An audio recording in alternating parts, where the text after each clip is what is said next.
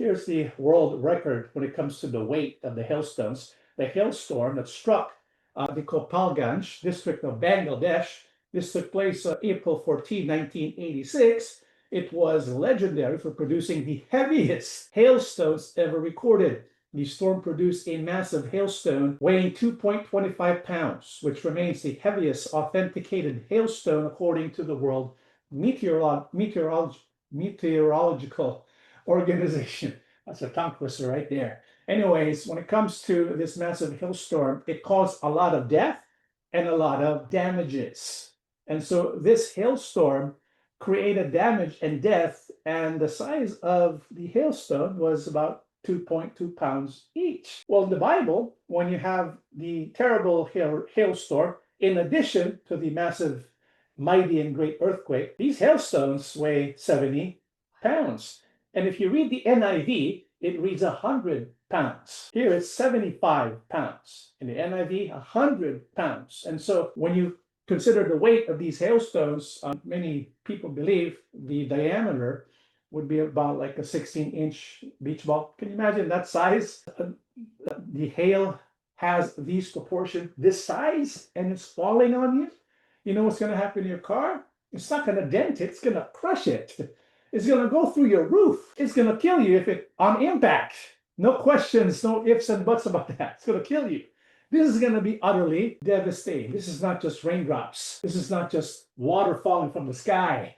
This is hailstone this size, and so it's going to create severe damage. In fact, because of this, the people would curse God because of the terrible plague of the hailstorm. So when you look at the seventh bowl, I mean, no one's going to survive if this is going to last any longer, right?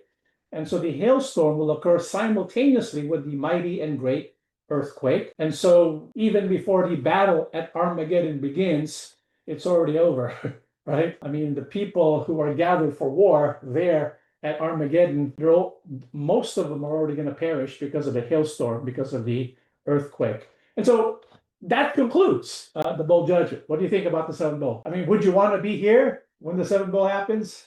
No. I mean, just thinking about the earthquake, and then to top it off, you got the hailstorm. It's complete destruction and devastation upon the whole earth. But what causes this great and mighty earthquake? What kind of triggers it? Well, we don't really know, but I believe it's connected, of course, to the return of our King, Yahushua. The reason why I say that is because the prophet spoke about the event when Yahushua returns to earth. Not the harpazo event, but when he touches the earth with his feet. He will land on what mountains? Mount of Olives. Zechariah 14:4. On that day his feet will stand on the Mount of Olives east of Jerusalem, and the Mount of Olives will split apart, making a wide valley running from east to west. Half the mountain will move toward the north and half toward the south. And so it's interesting because something happens when Yahushua's feet touches the Mount of Olives. The mountain split. What do you think is going to cause the mountains to split?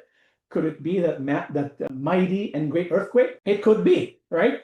Yahushua's feet could have been the trigger for this mighty earthquake. And so when Yahushua's feet land on Mount of Olives, Bible says it's going to have this effect of creating a valley within the Mount of Olives. Now here is a map of Palestine. You can see Jerusalem there. Do you see Jerusalem? It's kind of tiny under Judea. So you have the major regions of Israel. You got Galilee, Samaria, and underneath towards the south, you have Judea, and you have Jerusalem.